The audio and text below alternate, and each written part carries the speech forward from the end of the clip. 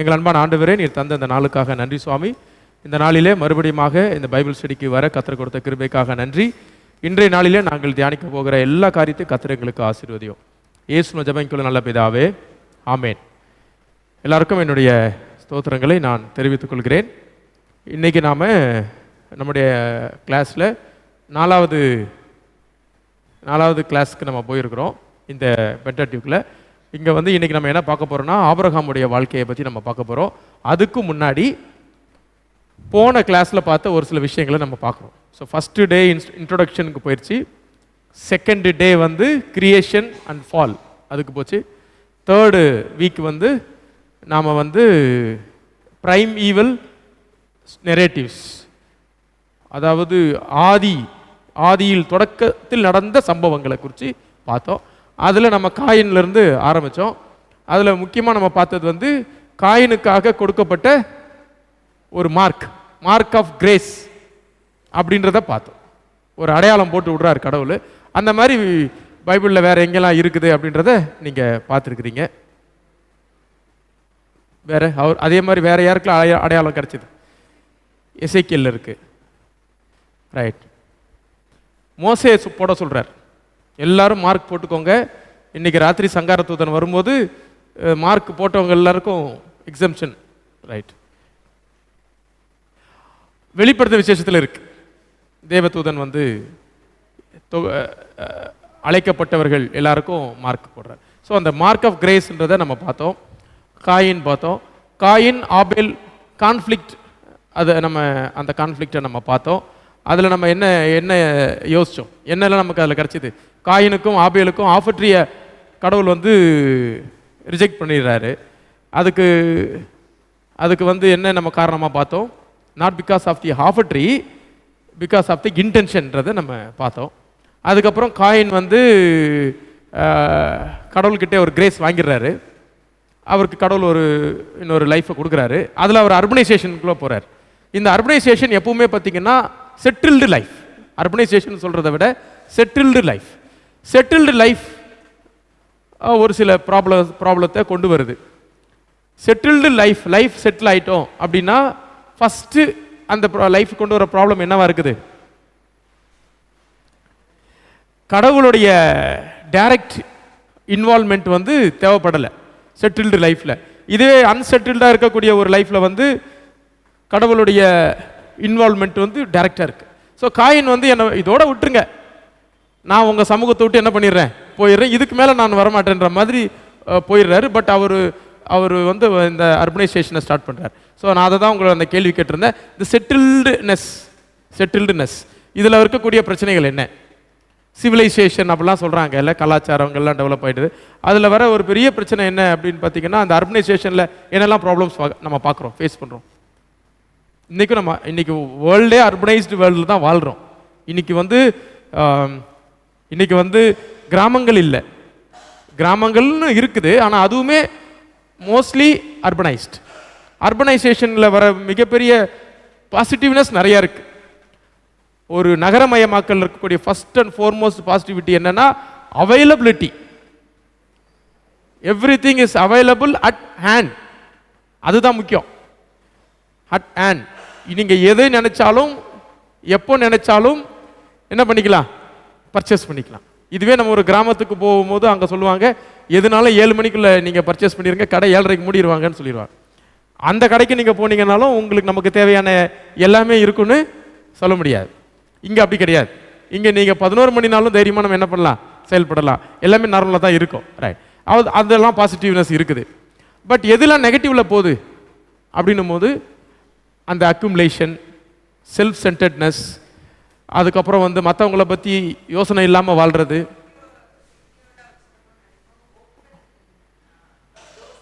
ஆமாம், மற்றவங்களுக்கான பிளேஸ் கொடுக்காத இருக்கிறது, இப்படி நிறைய காரியங்கள் அந்த அர்பனைஸ்ட் லைஃப்பில் இருக்குது. அது எல்லாத்தையும் இன்னைக்கு ஆபிரகாமோட அதை கனெக்ட் பண்ணி பார்க்க போகிறோம். எப்படி ஆபிரகாம் லைஃப்பில் நம்ம அதெல்லாம் கனெக்ட் பண்ணி பார்க்கலான்றதை நம்ம பார்க்கலாம். அடுத்தது மெல்லமாக மூவ் ஆகி எங்கே வந்தோம் அப்படின்னு பார்த்தீங்கன்னா, அந்த அந்த இது வெள்ளத்துக்கு முந்தைய சூழல் ஏன் வெள்ளம் வந்ததுன்றதை பற்றி பார்த்தோம். அப்போது மனிதர்களுடைய அந்த செயல்பாடுகள், டிஸ்ஒபீடியன்ஸ், அதை பற்றி நம்ம பார்த்தோம். அப்புறம் வெள்ளம் பற்றி பார்த்தோம். அந்த வெள்ளத்தில் அந்த காடுடைய கிரேஸ், அந்த ஆர்க், அதை பார்த்தோம். வெள்ளத்துக்கு முடிவில் கடவுள் கொடுத்த அந்த உடன்படிக்கை, அந்த உடன்படிக்கை நம்ம ஒரு முறை பார்க்கணும்னு நம்ம சொல்லியிருந்தோம். அந்த உடன்படிக்கை நீங்கள் மெல்லமாக கவனிச்சிங்கன்னா, அந்த உடன்படிக்கை கடவுள் நோவாவோட மட்டும்தான் பண்ணுறாரா? இல்லை, கடவுள் படைப்பில் இருக்கிற எல்லாரோடையும் அந்த உடன்படிக்கை பண்ணுறாரு. ஒரு பியூட்டிஃபுல்லான உடன்படிக்கை, அதை நீங்கள் பாருங்கள். அதாவது உடன்படிக்கையில் நிறையா இருக்குது. Personal covenant, personal 1-to-1.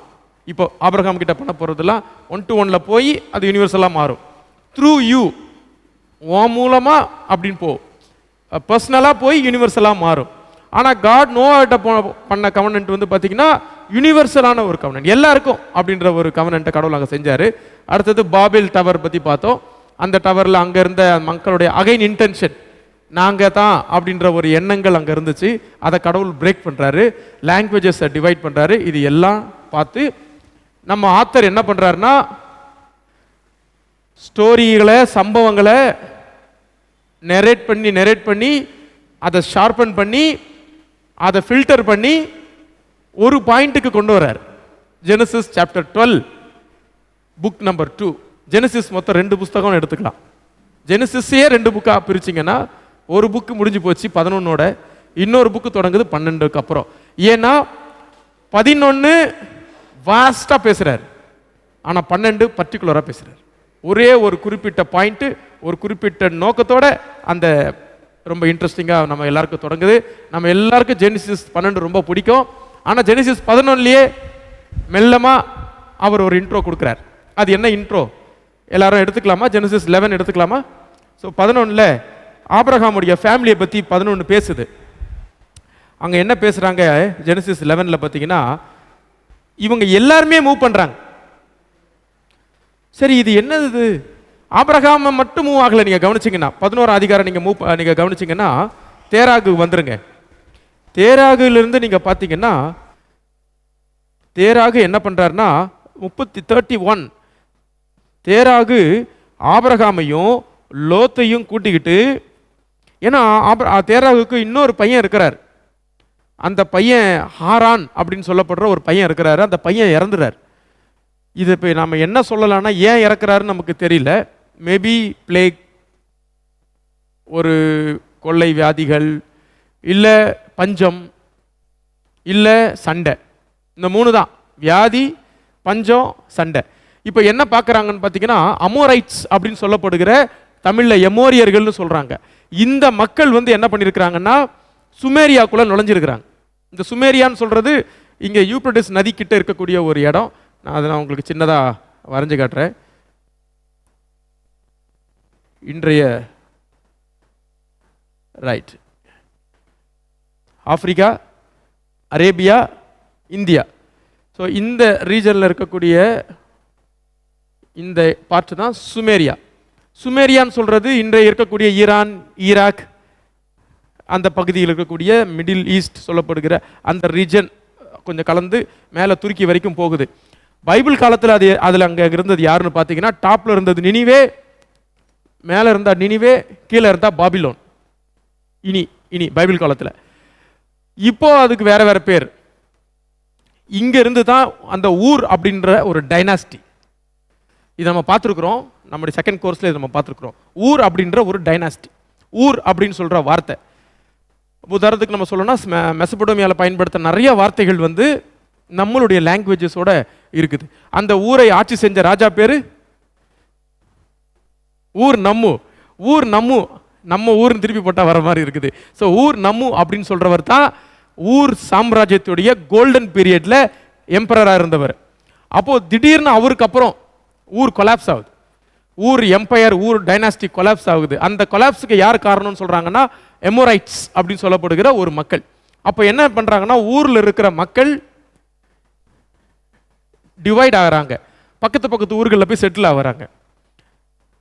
அந்த செட்டில்மெண்ட் தான் பின்னாடி பல சிவிலைசேஷன்ஸா மாறுது. ரைட், அப்படி ஃபேமிலி மூவ் ஆகிட்டு வர்ற ஃபேமிலி தான் நம்மளுடைய ஆபிரகாமுடைய ஃபேமிலி. அவர் ஃபர்ஸ்ட் மூவ் ஆகலை, அவங்க அப்பாவே மூவ் ஆகிட்டார். மூவ் ஆகி ஆபிரகாம் இங்கே இருக்கிற ஈஜிப்ட் வரைக்கும் ட்ராவல் பண்ணி இங்கே இருக்கிற கானான் தேசத்தில் செட்டில் ஆகுறாங்க. அதைத்தான் நம்ம இன்னைக்கு பார்க்குறோம். ஸோ தேராகே மூவ் பண்ணுறாரு, மூவ் பண்ணிட்டு வராங்க.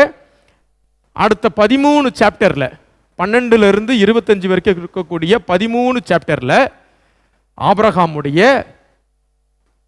லைஃப் ஹிஸ்டரி கொடுக்கப்பட்டிருக்கு. ஆனால்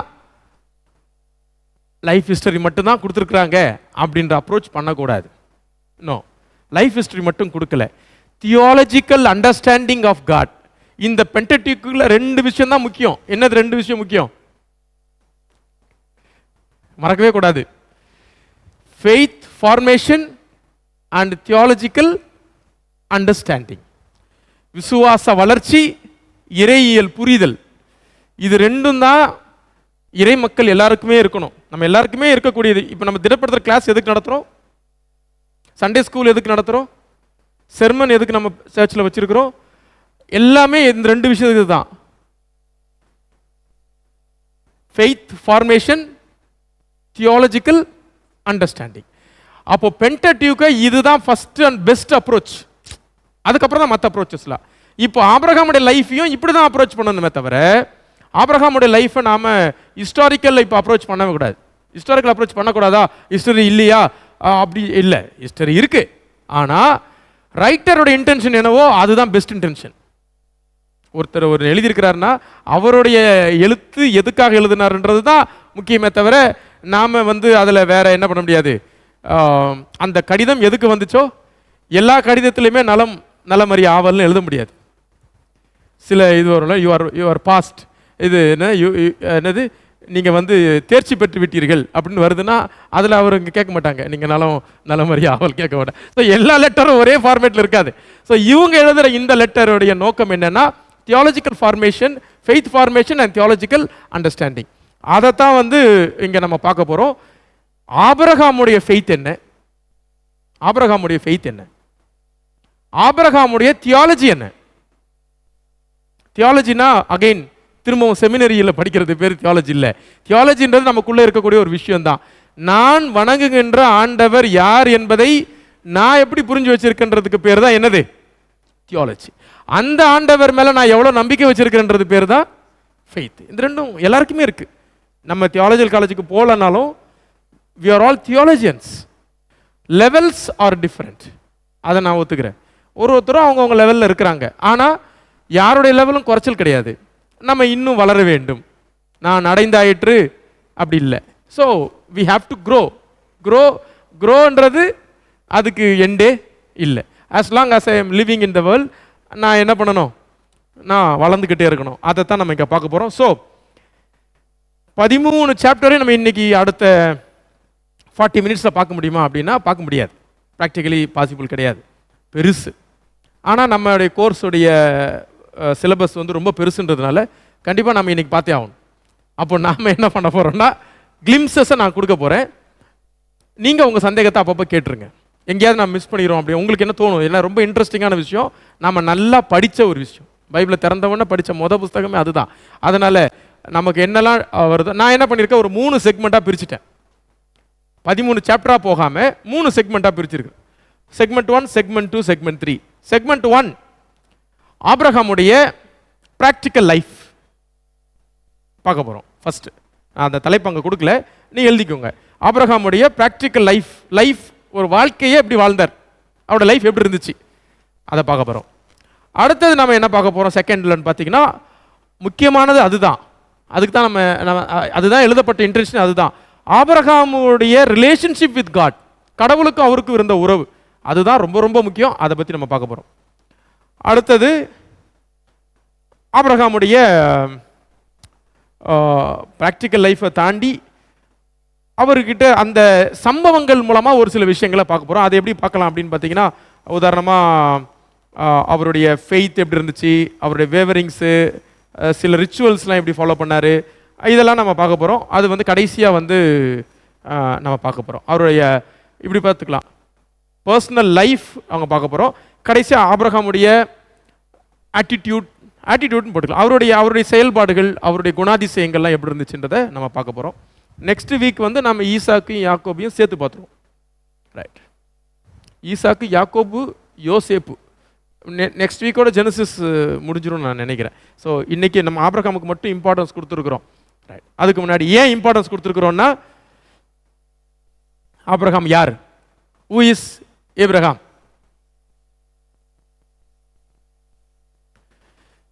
விசுவாசிகளையும் தெரிஞ்சதெல்லாம் சொல்லாமே.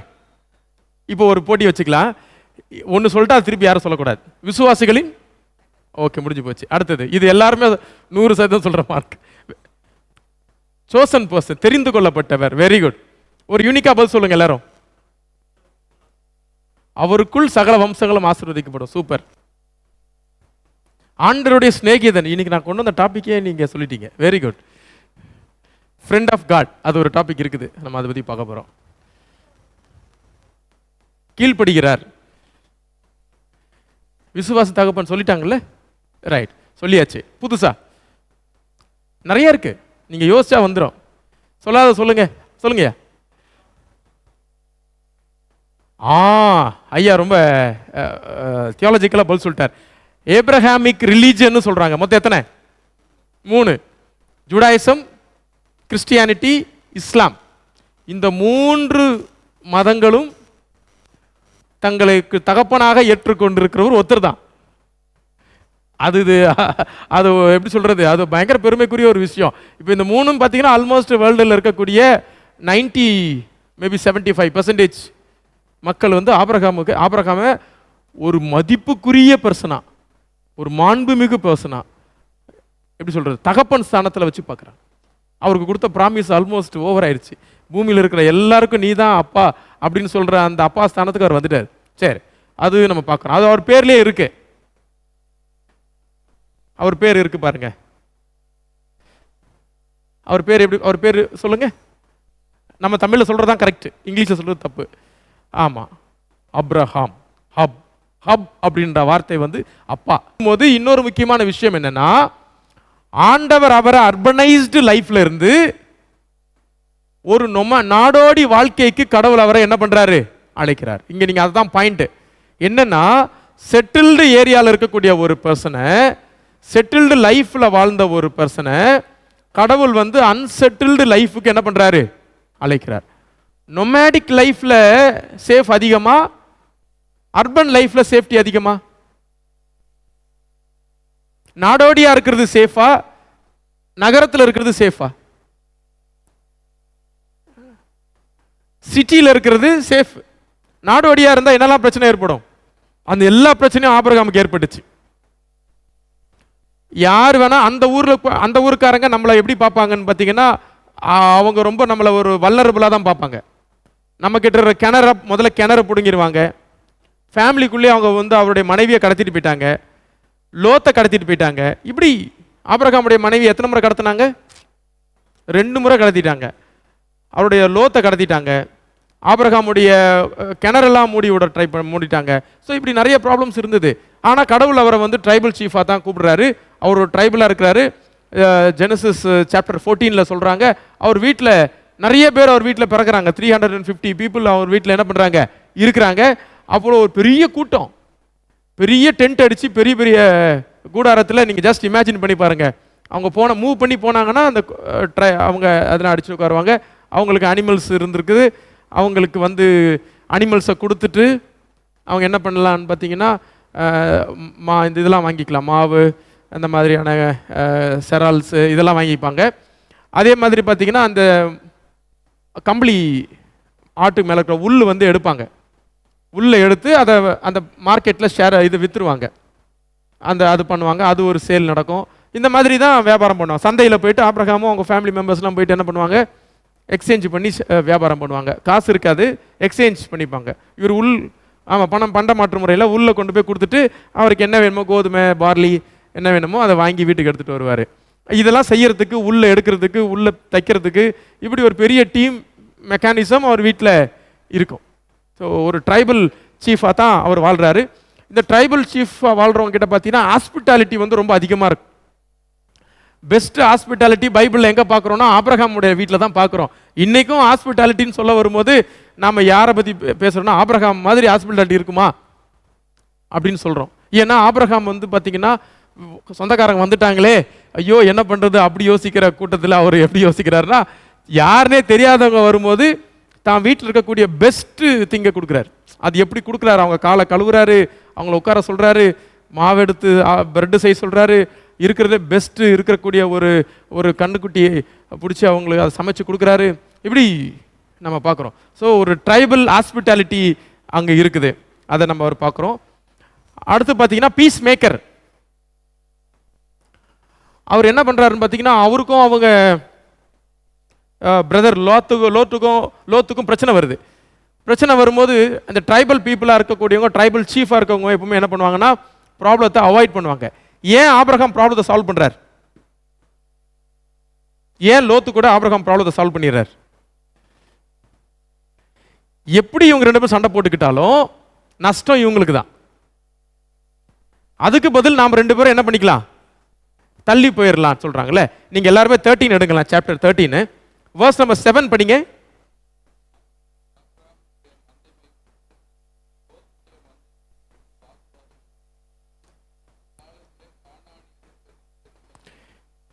எல்லாரும் படிச்சிட்டீங்களா? என்ன சந்தேகம் வருது? ஜெனசிஸ் 13:7 உங்களுக்கு என்ன சந்தேகம் இருக்கு? உங்களுக்கு ஒரு டவுட் வரணும் இப்போ படிச்ச உடனே. அண்ணன் தம்பிக்கு சண்டை வருது, ஆனா அதே நேரத்தில் கானானியருக்கும் பெரிசியர்கிட்டையும் இவங்க அமைதியாக தான் இருந்திருக்கிறாங்க. அப்ப என்ன அர்த்தம்? ஆமா, இப்போ கானானியர்கிட்டையும் பெரிசியர்கிட்டையும் லோத்தும் ஆபிரகாமும் சண்டை போடல, ஆனா அவங்களுக்குள்ள என்ன வந்திருக்குது? அப்ப என்ன அர்த்தம்? அவங்க எப்பவுமே மற்றவங்க கிட்ட சண்டை போடுறது அவங்க என்ன பண்ணியிருக்கிறாங்க? அவாய்ட் பண்ணிட்டாங்க. கானானியர்கிட்டும் பெரிசியர்கிட்ட சண்டை போனோம்னா இவங்களால ஜெயிக்க முடியாது. பட் இவங்களுக்குள்ள சண்டை வந்துருக்கும் போது என்ன பண்ணிட்டா, நம்ம என்ன பண்ணிக்கலாம்? சமாதானமாலாம் இல்லை, பிரிஞ்சிடலான்னு முடிவு பண்ணிட்டாங்க. ஆக்சுவலாக அதை சமாதானம் கூட சொல்ல முடியாது. நீங்கள் டெக்னிக்கலாக பார்த்தீங்கன்னா ப்ராப்ளத்தை அவாய்ட் பண்ணுறாங்க, ஆனால் மற்றவங்க கிட்ட அவங்க பீஸ்ஃபுல்லாக இருக்கிறாங்க. ஓகே, அது ஒரு ஒரு ஒரு எனிக்மா தான், அதை நம்ம கொஞ்சம் யோசிக்கணும். ஆனால் பாருங்க, கானானியர்கிட்ட பெரிசியர்கிட்ட அவங்க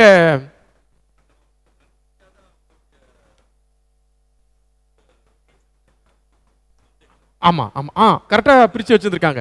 ஒரு மாதிரி ஒன்றாலாம் இல்லை, ஒன்றா இல்லை, கொலை அவங்க சேர்ந்து இல்லை, அவங்க தனியாக தான் வச்சுருக்கிறாங்க. கானானியன் பெருசு அது மாதிரி. இப்போது சண்டை லோத்துக்கும் ஆபிரகாமுக்கும் வந்த மாதிரியே கானானியருக்கும் பெருசியருக்கும் கூட வந்திருக்கலாம். ஏன்னா கண்டிப்பாக வரும், அவங்க நேட்டிவ்ஸ், இவங்க வெளியூருக்காரங்க. ஆனால் அங்கே சண்டை போட்டுக்கல. ஸோ எங்கே கான்ஃப்ளிக்டை அவாய்ட் பண்ணணுன்றது வந்து தெரிஞ்சிருக்குது, கான்ஃப்ளிக்டை எப்படி மேனேஜ் பண்ணணுன்றது தெரிஞ்சிருக்குது. ஸோ ரொம்ப ஒரு ஒரு கை தேர்ந்த பர்சனாக தான் அவர் தன்னை வச்சிருக்கிறார். ஒரு லீடர், ஒரு நல்ல ஒரு தலை சிறந்த தலைவன்றதை அவர் அங்கே காட்டுறார். ஏன்னா ஃபேமிலிக்குள்ளே ப்ராப்ளம் வரும்போது அது கண்டினியூ ஆகிட்டே இருக்கும். ஸோ ஒரே சொல்யூஷன், நீங்கள் எங்கே போயிருங்க, வீக் ஆயிரும். ஸோ பெட்டர் நம்ம ஃபேமிலி, ரெண்டு ஃபேமிலியும் என்ன பண்ணிக்கலாம், தனித்தனியாக போயிருங்க, அவங்க வெளியே பார்த்துட்டு அவங்க போயிடலாம் சொல்லி ஃபேமிலியை பிரிக்கிறாரு. ஆனால் அந்த மக்களோட அவர் எப்படி தான் இருக்காரு, அமிக்கபிளாக இருக்கார். அதை நம்ம இங்கே பார்க்குறது ஒரு நல்ல விஷயம். அடுத்தது பார்த்தீங்கன்னா ரைட், அதுக்கப்புறம் ஆபிரகாம் எங்கேயுமே லேண்ட் என்ன பண்ணலை, வாங்கலை. அது கடைசியாக அவர் ஒய்ஃபு அடக்கம் பண்ணுறதுக்காக மட்டும்தான் அவர் ஒரு லேண்டை அவர் வாங்குறார். நம்ம ஸ்பிரிச்சுவலாக அதை பார்க்கலாம், ஸ்பிரிச்சுவலாக அதுக்கு நிறையா மீனிங் இருக்குது. ப்ராக்டிக்கலாக அவர் ஏன் வாங்கலை அப்படின்னு பார்த்தீங்கன்னா, அவருடைய நொமேடிக் லைஃப்பில், ட்ரைபல் லைஃப்பில் லேண்டு ஒரு பெரிய அவங்களுக்கு வந்து ஒரு எப்படி சொல்கிறது, சுமையாக மாறிடும். ஆமாம், கண்டிப்பாக அது ஸ்பிரிச்சுவல் மீனிங்கில் வரப்போகுது. நம்ம அது ஒரு கண்டிப்பாக காரணம். பட் ப்ராக்டிக்கலி அவர் அதை பற்றி ஒரு கேரே அவர் என்ன பண்ணிக்கல, அதை பண்ணிக்கல. நமக்கு ஒரு லேண்ட் இருந்தால் நல்லா இருக்குமே, எல்லாரும் மனசும் தோன்ற ஒரு விஷயம் தானே. ஆனால் அவர் என்ன பண்ணல, நமக்கு ஒரு லேண்டோ ஒரு வீடோ இருக்கணுன்றது எல்லாரும் யோசிக்கிற ஒரு விஷயம். ஆனால் அவர் அதை என்ன பண்ணல, ஒரு பக்கம் கடவுள் அவருக்கு ப்ராமிஸ் கொடுத்துருக்காரு, அதை நம்ம செகண்ட் பார்க்க போகிறோம், அவருடைய ப்ராமிசஸ் என்னென்னன்ட்டு. அதில் வருது, லேண்ட் வருது. ஆனால் அதே நேரத்தில் அவரும் கொஞ்சம் கூட என்ன பண்ணிக்கல, அதை பற்றி அந்த லைஃப் ஸ்டைலுக்கு அது செட் ஆகாது. ஆமாம், ஆபிரகாமுக்கு அந்த அவ்வளோ பெரிய டெஸ்டினி வரல. ஆபிரகாமை பொறுத்த வரைக்கும் அந்த அவர் பாட்டுக்கும் அந்த இடத்த விட்டு அடுத்த இடம், அடுத்த இடம், அடுத்த இடம். நான் காண்பிக்கிற இடத்துக்கு வான்னு சொல்கிறாரு. பட் அது எதுன்ட்டு அவரால் ஃபைனல் பண்ண முடியல. ஸோ அவர் என்ன பண்ணிக்கிறாருன்னா, நாம் செட்டில் ஆகாமல் மூவ் பண்ணிகிட்டே இருக்கலான்றதை ஆபிரகாம் வந்து அங்கே கொண்டு வராரு. அது நம்ம ஃபஸ்ட்டு பார்க்குறோம். ரெண்டாவது, இங்கே அவரோட ரிலேஷன்ஷிப் வித் காட், அதை தான் நம்ம இன்னைக்கு கொஞ்சம் அதிகமாக பார்க்கலான்னு நான் யோசிக்கிறேன். ஸோ ஃபஸ்ட்டு வந்து அவருடைய ஆபிரகாம்னு சொன்னாலே நம்ம மைண்டில் வரக்கூடிய மிக முக்கியமான விஷயம் என்னன்னு பார்த்தீங்கன்னா கவனன்ட், கடவுளோட அவர் செய்து கொண்ட உடன்படிக்கை. ஈப்ரூவில் கவனன்ட்டுக்கு அப்படின்னு சொல்கிற வார்த்தைக்கு வந்து என்ன சொல்ல வார்த்தை இருக்குன்னு பார்த்தீங்கன்னா பேரித் அப்படின்னு சொல்லுவாங்க. பேரித்.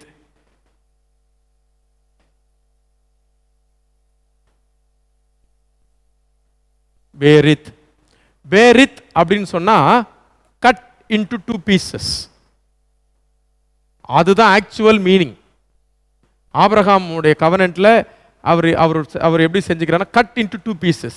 இந்த வெஸ்டர்ன், அதாவது வெஸ்ட் ஏஷியன் கல்ச்சரில் கவனன்ட் அப்படின்றது வந்து ரொம்ப ரொம்ப முக்கியமான ஒரு விஷயம்.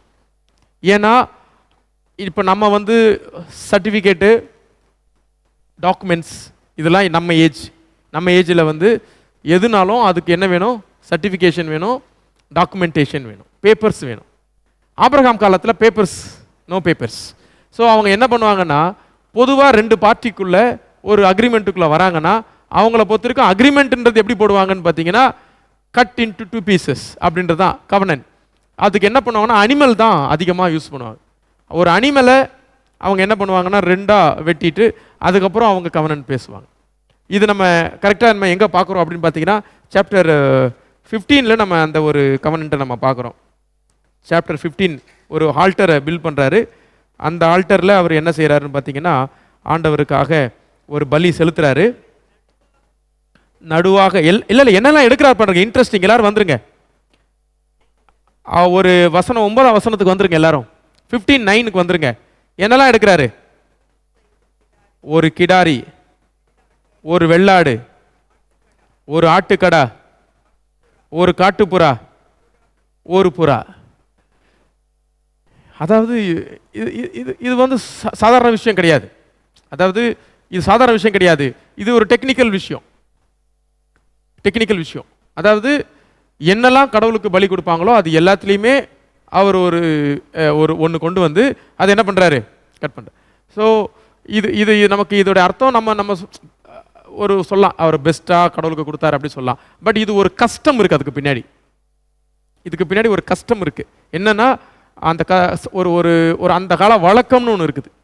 ஸோ கடவுளோட உடன்படிக்கை பண்ணுறதுக்கு இதை கொண்டு வர்றார். இந்த ஒரு விஷயத்தை கொண்டு வர்றார். அது ஒரு யூனிக்காக இருக்குது பாருங்க. அது யூனிக். இதுக்கப்புறம் நீங்கள் அந்த மாதிரி எங்கேயுமே பார்க்க முடியாது. இங்கே மட்டும்தான் அவர் அதை செய்கிறார். செஞ்சுட்டு அவர் என்ன பண்ணுறாரு பாருங்க. பேர்ட்ஸ் வந்துருச்சு, அதை எல்லாத்தையும் துரத்தி விட்டுட்டு அவர் வெயிட் பண்ணுறார். ரொம்ப நேரம் வெயிட் பண்ணுறார். தூக்கம் வந்துருச்சு, டீப் ஸ்லீப்னு போட்டிருக்கீங்க. கடுமையான தூக்கம் வந்துருச்சு. ஆனால் அந்த கடுமையான தூக்கத்துக்கு அப்புறம் டார்க்னஸ், கடுமையான இருட்டு. அப்படியே வெட்டி வச்சுட்டு அப்படியே வெயிட் பண்ணி உட்காந்துட்டு இருக்கிறார். ஜஸ்ட் நீங்கள் அப்படியே அங்கே போயிருங்க. எல்லாத்தையும் ஒரு கல்லில் வெட்டி வச்சுட்டு அவர் வெயிட் பண்ணுறார். பேர்ட்ஸ் வந்துருச்சு, டார்க்னஸ் ஆகிடுச்சு. அந்த பிளட்டு வாசனைக்கு எல்லா அனிமலும் நீ வந்துடும். ஆனால் அந்த நேரத்துக்கு வந்து பார்த்தீங்கன்னா ஆண்டவர் வந்து அவரோட கூட வந்து உடன்படிக்கை பண்ணுறார். அதான் அங்கே பார்க்குறோம். ஸோ அங்கே ஒரு கவனன்ட் பார்க்குறோம். ஆமாம், அவர் என்ன சொல்கிறாருன்னா அங்கே ஒரு கவனன்ட்டும் சொல்கிறாரு. ஃபஸ்ட் டைமாக வித் ஸ்டிப்புலேஷன். ஆபிரகாமுக்கு கொடுத்த கவனன்ட்ஸில் எல்லாத்துலேயுமே பார்த்தீங்கன்னா ஆண்டவர் கொடுத்த ப்ராமிஸில் எதுலேயுமே ஸ்டிப்புலேஷன் இருக்காது. இதிலே ஒரு ஸ்டிப்புலேஷனோட ப்ளஸ் ஒரு உண்மையும் அங்கே இருக்குது. என்னென்னா உனக்கு பிறக்க போகிற சந்ததிகள் கஷ்டப்பட போகிறாங்க, 400 வருஷம் தே வில் சஃபர் அப்படின்ற விஷயத்த வந்து அங்கே அவர்கிட்ட சொல்லிடுறாரு. ஆனால் நீ உன் காலத்தில் அதெல்லாம் உனக்கு தெரியாது, நீ சமாதானமாக நீ இறந்து போயிடுவ, உனக்கு அப்புறம் உன் சந்ததிகள் வந்து கஷ்டப்படுவாங்கன்றதையும் அங்கே சொல்கிறார். ரைட். இதில் நம்ம பார்க்குற முக்கியமான விஷயம்னா மொத்தம் வந்து கடவுள் வந்து 19 தடவை ப்ராமிஸ் கொடுக்குறாரு. யாருக்கு கொடுக்குறாருன்னா இவங்க 4 பேருக்கும் சேர்த்து. ஆபிரகாம், ஈசாக்கு, யாக்கோபு, யோசேப்பு, இவங்க 4 பேருக்கும் சேர்த்தாப்புல மொத்தமாக 19 ப்ராமிசஸ் இருக்குது. அந்த 19 ப்ராமிஸில் அதிகமான ப்ராமிஸ் வாங்கினது யாருன்னு பார்த்தீங்கன்னா ஆபிரகாம். 19க்கு 13 வாங்கியிருக்கிறார். 19 ப்ராமிசஸ்ல 13 ப்ராமிசஸ் ஆண்டவர் ஒரே ஒரு ஆளுக்கு பண்ணியிருக்கிறாரு, ஆபிரகாமுக்கு. ரைட், அந்த 13 என்னன்றதை நீங்க கண்டுபிடிச்சிருங்க. என்னெல்லாம் ப்ராமிஸ் ஆண்டவர் கொடுத்துருக்காருன்றதை நீங்க கண்டுபிடிங்க. 13 ப்ராமிஸ், என்னெல்லாம் 13 ப்ராமிஸ் பாருங்க. இந்த 19ல ஒரு நபர், நாம எதிர்பார்க்காத நபருக்கு ஒரு ப்ராமிஸ் பண்ணிட்டார் ஆண்டவர். யாரு? இந்த 19 ப்ராமிஸ்ல ஒரு நபர், அன்எக்ஸ்பெக்டட் பர்சன், ஒரு ப்ராமிஸ் வாங்கிட்டு போயிட்டாப்ல. மெல்கிசேதேக்குலாம் ப்ராமிஸ் கொடுக்கலையே.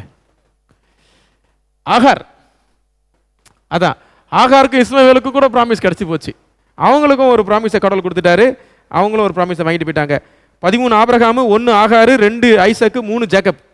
ரைட், அதெல்லாம் நம்ம அடுத்த கிளாஸில் பார்க்கலாம். இந்த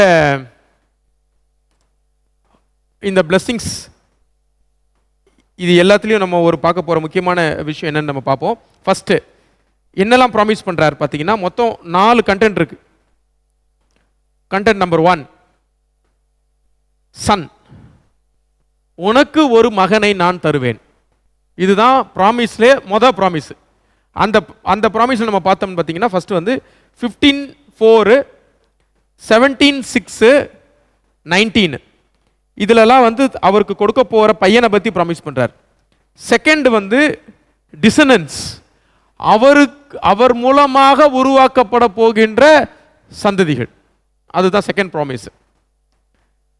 அதுக்கு அடுத்த ப்ராமிஸ் வந்து பார்த்தீங்கன்னா லேண்ட், உனக்கு நான் ஒரு பூமியை கொடுப்பேன், உனக்கு ஒரு நிலத்தை கொடுப்பேன்னு ப்ராமிஸ் பண்ணுறார். அது எழுதிக்குங்க. 15:7, 8, 16, 18, 21, 17, 8 இது எல்லாத்துலேயும் வந்து அவர் சொல்றது என்னன்னா, நான் உனக்கு வந்து லேண்டை கொடுப்பேன்னு சொல்றார்.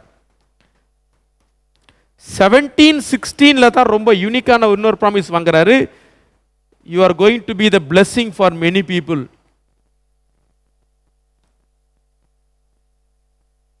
எல்லாருக்கும், உங்க எல்லாருக்கும் ஆசீர்வாதம் கொடுப்பேன் 17:16 சொல்றாரு. அதுல இன்னொரு ஸ்டிப்புலேஷனோட இருக்கு, உன்னை ஆசீர்வதிப்பவர்களை நான் ஆசீர்வதிப்பேன், உன்னை சபிக்கிறவர்களை. ஸோ இந்த ப்ராமிசஸ். ரைட், இப்போ ஆபிரகாமுடைய லைஃப்ல 75 வயசுல அவர் உள்ள வரார்.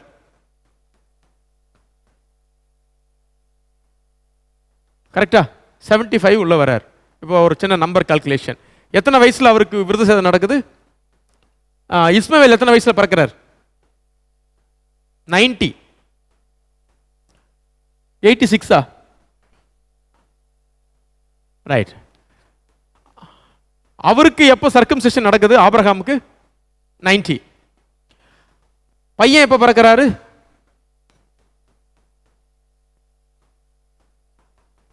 ஆபிரகாம் எப்ப இறந்து போறாரு? 1. எப்ப இறந்து போறாரு? எத்தனை வயசு?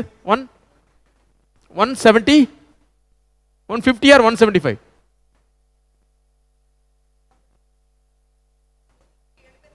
ஆ 175.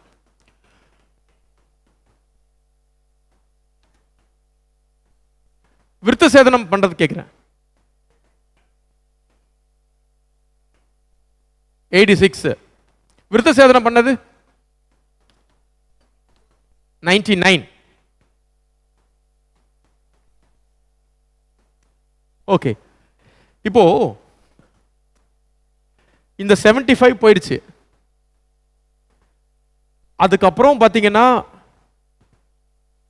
அடுத்த 100 இயர்ஸ், அடுத்த 100 இயர்ஸ் ஆபிரகாமுடைய லைஃப்ல அவருக்கு என்ன கிடைச்சது? கடவுள் ப்ராமிஸ் பண்றாரு, அவருக்கு என்ன கிடைச்சது?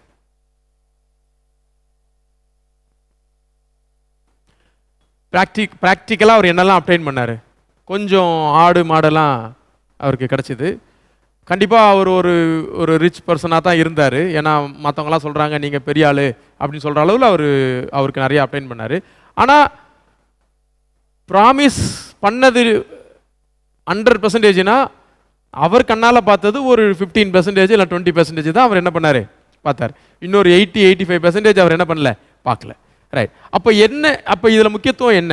இதில் இந்த ப்ராமிசஸில் அவருக்கு கிடைச்ச முக்கியத்துவம் என்னவா நம்ம பார்க்கலாம்.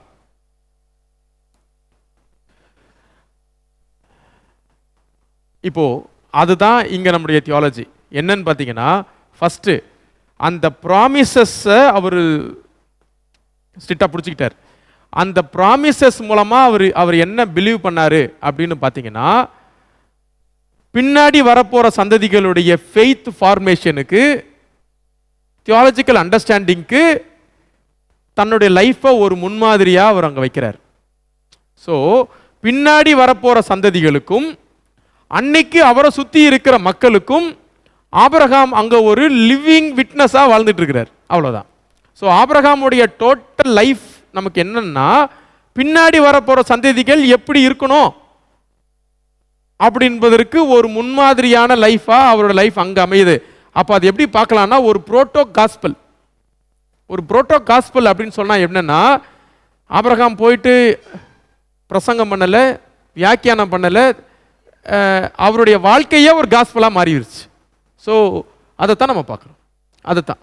ஸோ அவருடைய காஸ்பல் வந்து ஒரு புரோட்டோ காஸ்பல். அப்போ நாம அவங்க ரிசல்ட் பார்க்க முடியாது. ரிசல்ட் வைஸ் அது ரொம்ப கம்மி தான். ரிசல்ட்டை வச்சு நம்ம பார்க்கணும். இன்னைக்கு நம்ம எப்படி ஆண்டவர் இருக்கிற என்னுடைய ஃபெய்த்தை வந்து ரிசல்ட் ஓரியன்டா ஆபிரகாம் பண்ணல.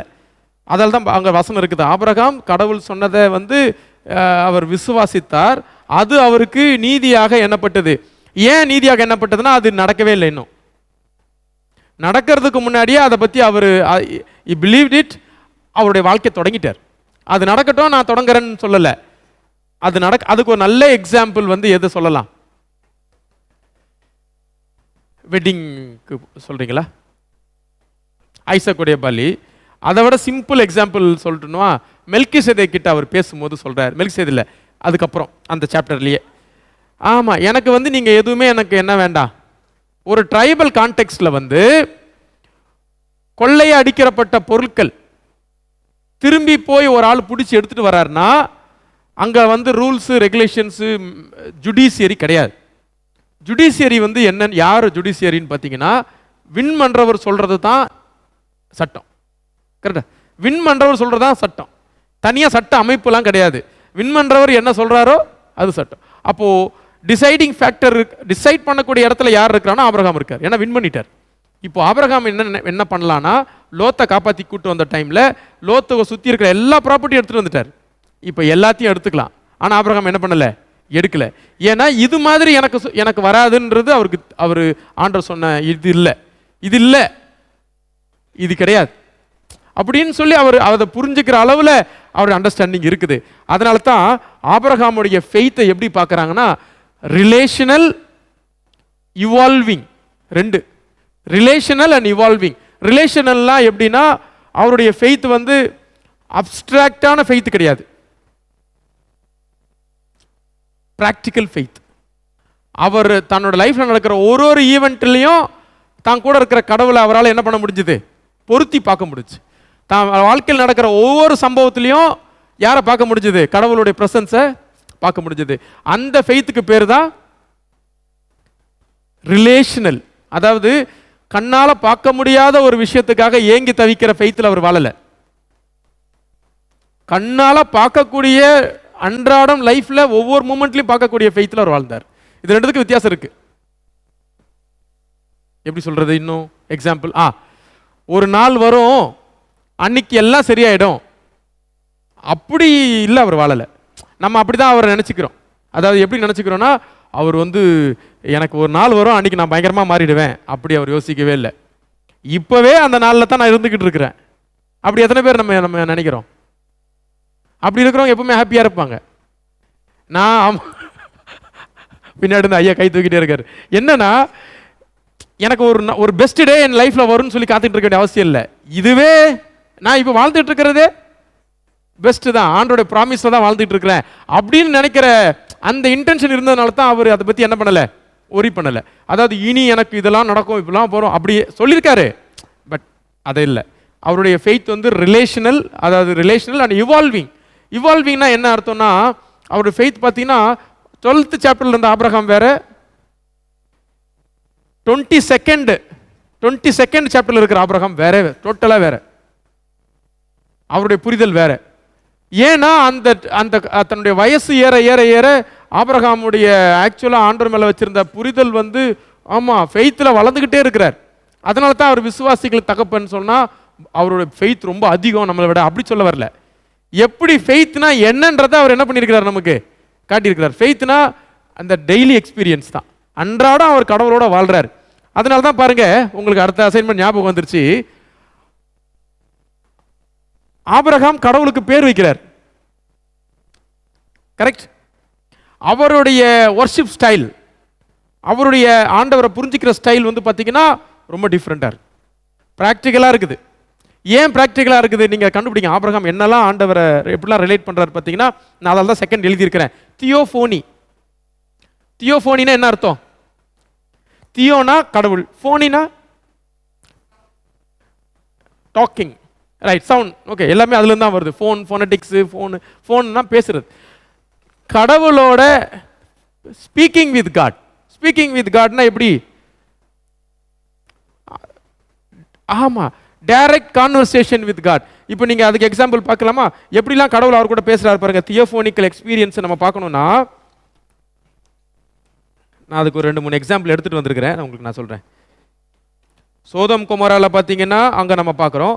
இன்னும் ஃபஸ்ட்டு வந்து பார்த்தீங்கன்னா அவருடைய விஷனில் பார்க்குறாரு, ரைட்.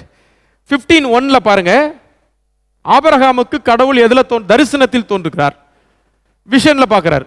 தியோஃபோனி, அதுவும் தியோஃபோனி. சாமுவேலுக்கு கடவுள் எப்படி வராரு? ட்ரீம், விஷன், தரிசனம், விஷன். அடுத்தது 15:4 பாருங்க, வந்துட்டாரு. எப்பா ஹலோ உள்ளே இருக்கீங்க, கொஞ்சம் வெளில வாங்க, அப்படி கூப்பிட்ற மாதிரி கடவுள் வெளில கூப்பிடுறாரு. இப்போ ரொம்ப டைரக்ட் கான்வர்சேஷனுக்குள்ள போயிடுச்சு. அடுத்தது 15:18 பாருங்க. 15:18 ஆமா, அந்த நாளிலேனா ஒரு டைம், ஒரு டேட், ஒரு குறிப்பிட்ட டேல, எக்ஸாக்டா ஒரு நாளில். ஸோ அந்த தியோஃபோனி எக்ஸ்பீரியன்ஸ் ரொம்ப சூப்பராக இருக்குது. 17:1 ஆமா, லார்ட்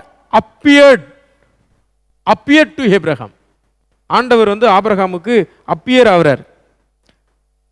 ஸோ அதே மாதிரி பாருங்க, அதுக்கப்புறம் நிறைய எக்ஸாம்பிள் 17:9 கூட இருக்குன்னு நினைக்கிறேன். 17:9 பாருங்க, அங்கே என்ன இருக்கான்னு. ஆமாம், காட் செட் டு ஏப்ரஹாம். அப்புறம் 17:9 17:15 and God said to Abraham. இங்கே நிறைய இருக்கு எக்ஸாம்பிள்ஸ். ஆண்டவரும் ஆபிரகாமும், அதனால தான் ஆபிரகாமுக்கு ஒரு டைட்டில் கொடுக்குறாங்க, ஃப்ரெண்ட் ஆஃப் காட், ஆண்டவரின் சிநேகிதன். அப்போ கடவுளுக்கும் அவருக்கு இருக்கிற அந்த ரிலேஷன்ஷிப் எப்படி இருக்குதுன்னு பார்த்தீங்கன்னா, ஃப்ரெண்ட்ஷிப் இருக்கு. Faith, covenant, blessing, promise. Promise, blessing, faith, covenant, இந்த 4த்தையும் தாண்டி ஒரு ஃப்ரெண்ட்ஷிப் இருக்கு. அவர் கடவுளுடைய நண்பராக இருக்கிறார். அதுதான் அங்கே இருக்கிற ஒரு ஹைலைட்டான விஷயம். அவருக்கும் கடவுளுக்கும் ஒரு ஃப்ரெண்ட்ஷிப் இருக்குது. அதுக்கு ஒரு நல்ல எக்ஸாம்பிள் சொல்கிறேன் பாருங்க. 2 நாளாகமம் 20:7,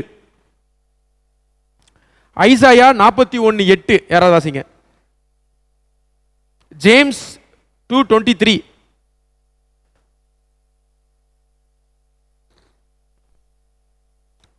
கண்டுபிடிச்சிட்டீங்களா?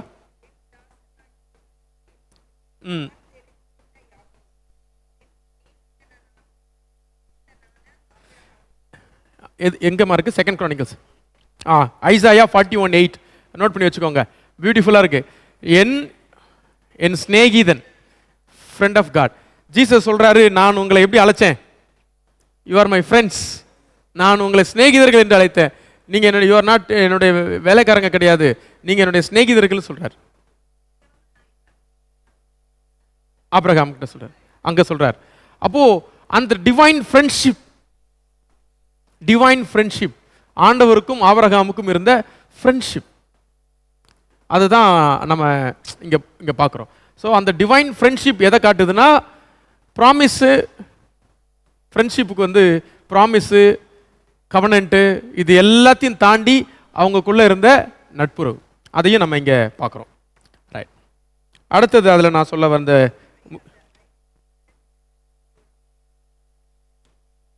ஆமாம் 3 கொடுத்தேன். 2 நாளாகவும் 27, ஐசாயா 41:8, ஜேம்ஸ் 2:23.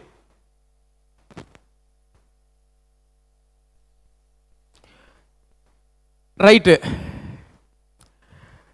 ஆபிரகாமுக்கு கடவுள் கொடுத்த பிளெஸிங்கில் லேண்டு ப்ராமிஸ் பண்ணுறாரு, சன் ப்ராமிஸ் பண்ணுறாரு, லேண்டு ப்ராமிஸ் பண்ணுறாரு, சந்ததி ப்ராமிஸ் பண்ணுறாரு, எல்லாருக்கும் நீ ஆசீர்வாதமாக இருப்பேன்னு சொல்லி ஒன்று சொல்கிறாரு. ஒன்று ரைட். இந்த பிளெஸிங்ஸ் 4 விதமான பிளெஸிங்ஸ். இந்த பிளெஸிங்கை விடலாம் கிரேட்டஸ்ட் பிளெஸிங் எது நினைக்கிறீங்க?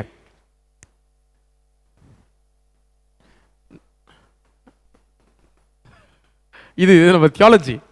பட் பிளெஸிங்காக பார்க்கும்போது எது கிரேட்டஸ்ட் பிளெஸிங் டு ஆபிரகாம் அந்த நேரத்தில் அவர் வாழும்போது?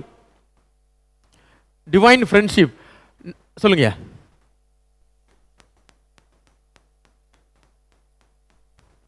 அதான் அங்க ஆபிரகாமுக்கு கடவுள் இருந்தது என்னன்னு பார்த்தீங்கன்னா, அவங்க 2 பேருக்குள்ள இருந்த அந்த இன்டிமசி, இதுதான் அவருக்கு இருந்த கிரேட்டஸ்ட் பிளெஸிங் தானே ஒழிய.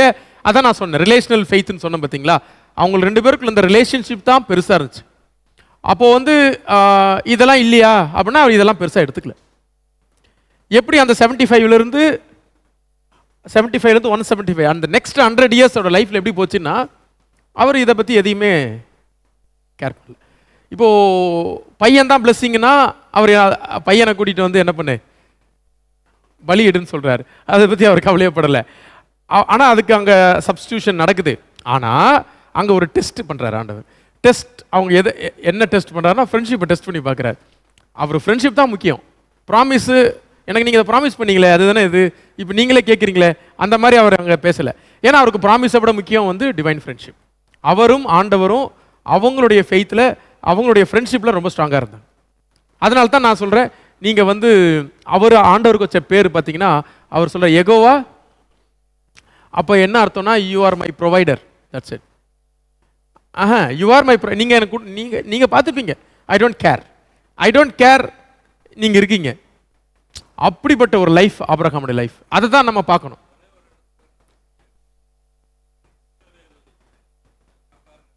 அது இன்னைக்கு பார்க்க போகிறோம். இப்போ பார்க்க போகிறோம் அடுத்த டாபிக் அதுதான், அவருடைய வேவரிங்ஸ் வரப்போகிறோம். ரைட். நான் அதை எடுத்தோடனே நெகட்டிவ்ஸ் வேண்டான்னு சொல்லி நான் பின்னாடி தள்ளி வச்சுருக்கேன். அடுத்தது வந்து வேறு என்ன பார்த்துட்டோம், எல்லாம் பார்த்து ரிலேஷன்ஷிப் வித் காட் பார்த்தோம், தியோஃபோனி பார்த்தோம், அண்டர்ஸ்டாண்டிங் ஆஃப் காட் பார்த்தோம். இந்த அண்டர்ஸ்டாண்டிங் ஆஃப் காட் வந்து பார்த்தீங்கன்னா ஆண்டவருக்கு அவருக்கு பாருங்க ஒரு 7 விதமான அண்டர்ஸ்டாண்டிங் நான் சொல்கிறேன், நோட் பண்ணிட்டு வந்திருக்கிறேன். நான் சொல்கிறேன் பர்சனல் காட். இந்த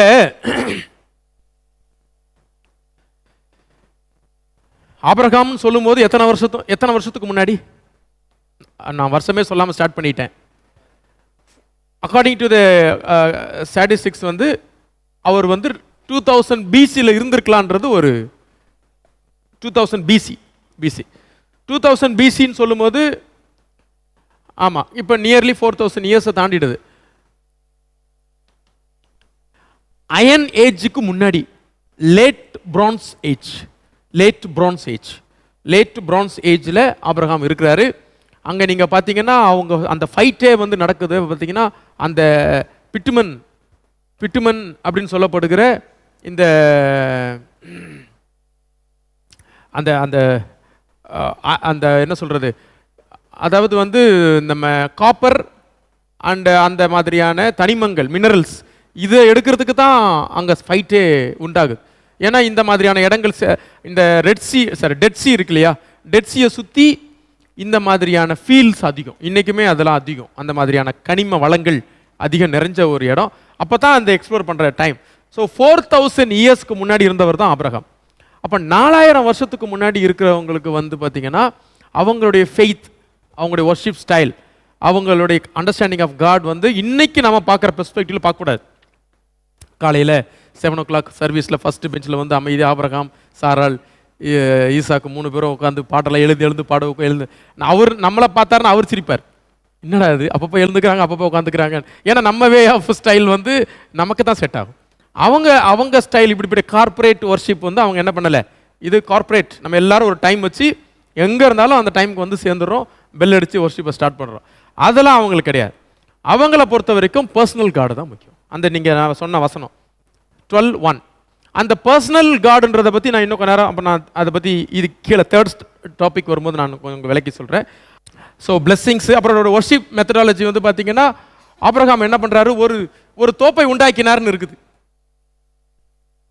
அவர் ஒரு மரத்தை நட்டுறார். ஒரு மரத்தை நட்டுற, என்ன மரம் நட்டுறாரு? டேமரிஸ்க் ட்ரீ அப்படி இருக்குது. ஆபிரகாம் ஒரு தோப்பை உண்டாக்கி அந்த இடத்துக்கு அங்கே ஒரு பேர் வைக்கிறார். அதை எடுங்க, சாப்டர் ஐ திங்க் 21 அங்கே ஆபிரகாம் ஒரு தோப்பை உண்டாக்கினார்னு இருக்கும் பாருங்க.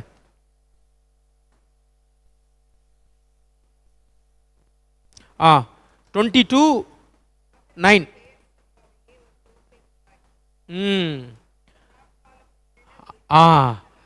சதா காலமும், அந்த வசனம் நம்பர் சொல்லுங்கம்மா.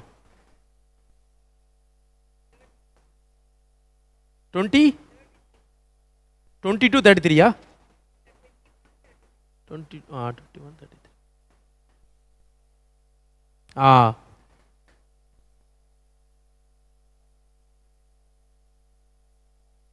ஆபிரகாம் கடவுளுக்கு வச்ச பேர் பார்த்தீங்களா? ஏல் ஓலாம், அதானே? ரைட், நீங்கள் கண்டுபிடிங்க. நான் அதை தான் சொல்லியிருக்கிறேன். ஆபிரகாம் என்னெல்லாம் பேர் வச்சுக்கிட்டே போறார் பாருங்க. ஆண்டவர் அவருக்கு எந்த பேரும் சொல்லலை, இவராக தான் அவர் வைக்கிறார். உன்னதமான கர்த்தர் அடுத்து வரும், அங்கே முன்னாடி வரும். ஆமாம், மெல்கிசேதேக்கு உன்னதமான தேவனுடைய ஆசாரியன் ஆகிய மெல்கிசேதேக், எலோன். அது மாதிரி அந்த அந்த நேமுக்கு ஒரு ஒரு ஒரு ஒரு ஒரு மீனிங் இருக்கு. அங்கே சதா காலம் உள்ள கர்த்தரை நான் வணங்குறேன்னு சொல்லிட்டு அங்கே அவர் ஒரு மரத்தை தான் நட்டுறார். ஹால்டர் கட்டுறார். ஹால்டர் எப்படி இருக்கும்? அது ஒரு கல், ஒரு ஒரு ஒரு அதை கொஞ்சம் டிஃப்ரெண்ட்டாக அவங்களால முடிஞ்சது கல்லெல்லாம் வச்சு. ஏன்னா அவங்க அப்போ தான் ஸ்டோன் ஏஜ்லேருந்து வந்திருக்கிறாங்க. நம்மளை மாதிரி கன்ஸ்ட்ரக்ஷன் பெருசாக பண்ண முடியாது.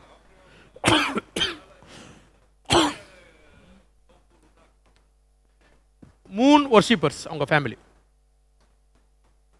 ஓகே, இப்போ நம்ம அடுத்து பார்க்க போகிறது ஆபிரகாம் கிட்ட இருந்த ரிச்சுவல்ஸ். இப்போ மெல்லமாக அதுக்குள்ள தான் வந்திருக்கோம். ரிச்சுவல்ஸ் அண்டு சடங்குகள் அதெல்லாம் பார்க்க போகிறோம். ஆமாம், அடுத்தது கவனன்ட் மேக்கிங் காட். சாரி, திரும்பவும் நான் அதுக்கே பழசுக்கே போயிடுறேன். Personal God, covenant making God. 15 to 17 இத்தனை சாப்டர்ஸ் நடுவில்.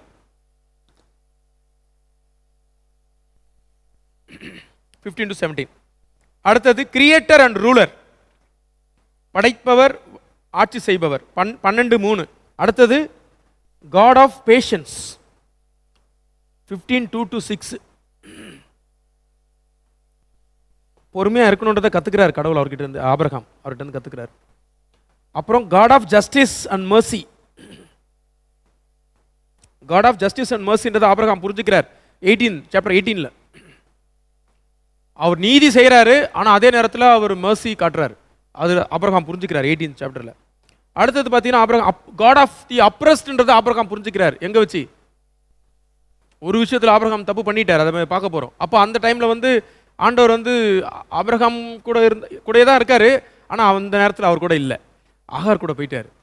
நீர் என்னை காண்கிற தேவன் அப்படின்னு அந்த அம்மா சொல்கிறாங்க. ஏன்னா ஆபிரகாமோடு இருந்த ஆண்டவர் ஆகார் அப்போது யார் ஒடுக்கப்படுறாங்களோ ஒடுக்கப்படுறவங்க கூட கடவுள் என்ன பண்ணுறாரு? நிற்கிறாருன்றதை ஆபிரகாம் புரிஞ்சுக்கிறார். ரைட். அப்புறம் அடுத்து டெஸ்ட் அண்ட் ஃபெய்த், சோதித்து நம்முடைய விசுவாசத்தை அறிந்து கொள்கிற கடவுள்ன்றதை ஆபிரகாம் புரிஞ்சுக்கிறார். அதுதான் சாப்டர் 22 அதை நம்ம பார்க்குறோம். டெஸ்ட் பண்ணுறார், ஆபிரகாமுடைய ஃபெய்த்தை டெஸ்ட் பண்ணுறார். ஸோ ஒரு 7 அண்டர்ஸ்டாண்டிங், இந்த 7 அண்டர்ஸ்டாண்டிங் ஆபிரகாமுக்குள்ள இருக்குது. இந்த 7 அண்டர்ஸ்டாண்டிங் ஆபிரகாமுக்குள்ள இருக்கு. Test and faith. 6 வந்து காட் ஆஃப் தி அப்ரஸ்ட், ஒடுக்கப்படுகிறவர்களின் ஆண்டவர்ன்றதை புரிஞ்சுக்கிறார். அப்புறம் ஆபிரகாமுடைய லைஃப்ல இருந்த சில பழக்க வழக்கங்கள் 4000 வருஷத்துக்கு முந்தைய காரியங்கள், அதை நம்ம இங்கே பார்க்குறோம். ரொம்ப யூனிக்காக இருக்குது. அதில் ஃபர்ஸ்ட் வந்து கவனன்ட் மேக்கிங். ஆபிரகாம் உடனே கவனன்ட் போடுறார். அந்த கவனன்ட் அந்த ஸ்டைல், அது அந்த காலத்து ஸ்டைல், அந்த அவங்க ஆண்டவரோட அந்த உடன்படிக்கைக்குள்ளே செஞ்சுக்கிறது. அதுக்கு நம்ம பைபிளில் அதுக்கு பார்க்குறோம், அது ரிச்சுவல்ஸ். அந்த உடன்படிக்கைக்கு இதெல்லாம் ரிச்சுவல் சொல்லிட்டு புறா வைக்கிறாரு, காட்டு புறா வைக்கிறாரு, ஆடு வைக்கிறாரு, மாடு வைக்கிறாரு, எல்லாமே சரிபாதியாக வெட்டி வைக்கிறார். இது ஏன் நம்ம இப்போ கேட்க முடியாது இன்றைக்கி இருக்கிற காலத்தில். நாம் இன்றைக்கி 4000 வருஷத்துக்கு தள்ளி நிற்கிறோம். அது அன்னைக்கு கடவுளை ப்ளீஸ் பண்ணுறதுக்காக தான் இருக்கும், வேற ஒன்றும் இல்லை. அதோடைய பர்பஸ் என்னென்னா, அந்த டிவைன் தனக்கு மேலே இருக்கிற அந்த சக்தி, அது யாருன்னு அவரால் தெரில, அவரை வழி நடத்துகிறாரு. அவருக்கு இதெல்லாம் பிடிக்கும்னு அவர் இதில் எதெல்லாம் வேணால் அவருக்கு இருக்கட்டும் அப்படின்றத எல்லாத்தையுமே அவருக்கு வச்சுட்டார். அவர் அன்னைக்கு அவங்க அண்டர்ஸ்டாண்டிங் அவ்வளோதான். நம்ம இன்றைக்கி இருந்துக்கிட்டு இதெல்லாம் ஏன் பண்ணார், இதெல்லாம் ஏன் வெட்டி வச்சாருன்னு இல்லை. அவருடைய காலத்தில் அவர் அதை எல்லாத்தையும் செய்கிறார். ரைட், அது ஒன்று பார்க்குறோம்.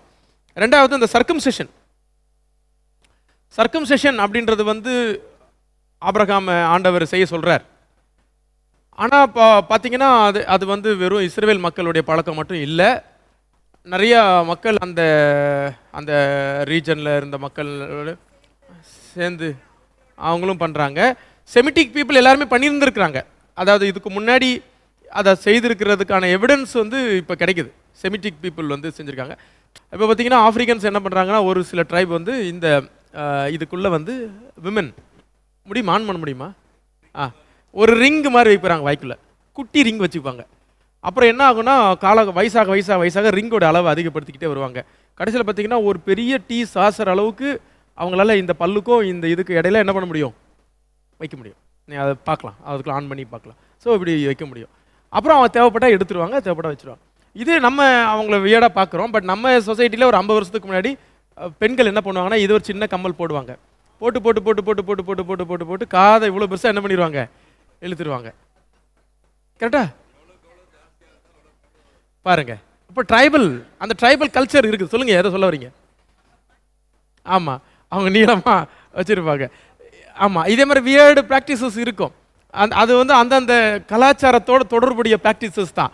அது மாதிரி பார்த்தீங்கன்னா ஒரு சில பேருக்கு அந்த மாதிரி சைனாவில் என்ன சொல்கிறாங்கன்னா, அந்த கால் பெருசாக ஏறக்கூடாது பெண்களுக்குன்னு சொல்லிட்டு சின்னதுலேயே காலை ஃபோல்டு பண்ணி கட்டி ஷூவில் வச்சு சின்னதாக்கி பெண்ணுடைய கால் வந்து சின்னதாக தான் இருக்கணும் அப்படின்றது அவங்களுடைய வியர்ட் ப்ராக்டிசஸ். ஸோ இப்படி பல வியர்டு ப்ராக்டிசஸ் வந்து ஒரு கலாச்சாரத்தில் இருக்குது. நம்மளதுலேயும் அந்த மாதிரி இருக்குது. கால் வந்து ஒரு வீட்டுக்குள்ளே நுழைஞ்சா ஆமாம், அது அவங்களுடைய கலாச்சாரம் தான், அவ்வளோதான். ஆமாம், இது யார் வச்சுருக்காங்களோ அவங்க தான் ரொம்ப அழகானவங்க. ஆமாம், அது அவங்களுடைய மெஷர்மெண்ட், அதுதான். சொல்லிக்கலாம், அதுவும் பண்ணுறவங்க இருக்காங்க. ஸோ இது வந்து நம்ம ஒரு வியர்டு ப்ராக்டிஸ் கிடையாது, சோஷியல் ஐடென்டிட்டி. இது வந்து இந்த சர்க்கம்சிஷன் இது எல்லாத்துக்கும் பின்னாடி என்ன இருக்குதுன்னா, ஒரு சோஷியல் ஐடென்டிட்டி. கடவுள் அவங்களுக்கு எப்படி கொடுக்குறாருன்னா, chosen. You are different and you are chosen. Correct. அவங்கள வந்து நீங்கள் வந்து இனி அவங்கள மாதிரி இருக்க முடியாது, யூ ஆர் டிஃப்ரெண்ட். அந்த ப்ராக்டிஸ் தான். அகைன் நம்ம கிறிஸ்டியன்ஸ் வந்து அதை வேண்டான்னு முடிவு பண்ணுறோம். எப்போ முடிவு பண்ணோம் நம்ம கிறிஸ்டியன்ஸ்? எருசலேம் council, the first Jerusalem council, act chapter 15. அதுதான் அஃபிஷியலி முடிவு பண்ணுறாங்க, லெட்டர் எழுதுறாங்க. கரெக்டாக பேதுரு, யாக்கோபு, யோவான் எழுதுன அந்த லெட்டர் தான் இன்னைக்கு நமக்கு முடிவு பண்ணி கட்டுச்சு. என்னன்னா, நமக்கு விருத்த சேதனம் நம்ம மேலே ஏன் அந்த பாரமான நோக்கத்தை சுமத்துவானே, அது வேண்டாம். நம்ம எல்லாருக்குமே முத்திரை குத்தியாச்சு ஆல்ரெடி கிறிஸ்துவின் ரத்தத்தில். அதனால நமக்கு நம்ம we are already chosen. So ஒரு ஐடென்டிட்டி வேண்டாம். இது ஒரு ஐடென்டிட்டி தானே, ஐ எம் சர்க்கம்சைஸ்டு பர்சன் அப்படின்ற ஒரு ஐடென்டிட்டி தானே, அது இல்லை அப்படின்றது ஓகே. ஸோ இவங்கெல்லாம் பார்த்தீங்கன்னா இந்த ட்ரைபை டிஃப்ரென்ஷியேட் பண்ணி காட்டுறதுக்கு தான். இவங்க நாங்கள் ஒரு ட்ரைப், அவங்க ஒரு ட்ரைப், இது ஒரு ட்ரைப், நாங்கள் அப்படி அந்த டிஃப்ரென்ஷியேட் பண்ணி காட்டுறதுக்காகத்தான் இது இருந்திருக்குது. நம்ம ஊர்கள்லையும் அது மாதிரி பல ப்ராக்டிசஸ் இருந்துச்சு. இதில் கம்யூனிட்டியும் இருக்குது. நீங்கள் சொன்ன இதில் எல்லாத்துலேயுமே கம்யூனிட்டி இருக்குது. நாட் சும்மா அவங்க அந்த இதுக்கு மட்டும் இல்லை, அதுக்கு பின்னாடி வந்து ஒரு கம்யூனிட்டி இருக்குது. விச் கம்யூனிட்டி தே பிலாங் அப்படின்றது வந்து சாதியத்தை சொல்கிறதுக்காகவும் அது சில நேரங்களில் பயன்படுத்தப்படுது.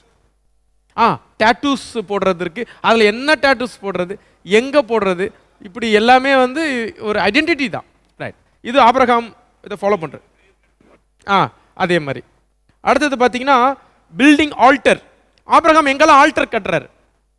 ஃபர்ஸ்ட் ஆல்டர் சாப்டர் 12 சீஹேமில் கட்டுறார். சீகேம்ன்றதை பற்றி நீங்கள் ரொம்ப ரிசர்ச் பண்ணியிருக்கீங்களா யாராவது இங்கே? சீகேம் வந்து ரொம்ப ரொம்ப முக்கியமான ஒரு இடம், மிகப்பெரிய பாலிடிக்ஸ்குள்ளே போன இடம் அதுதான்.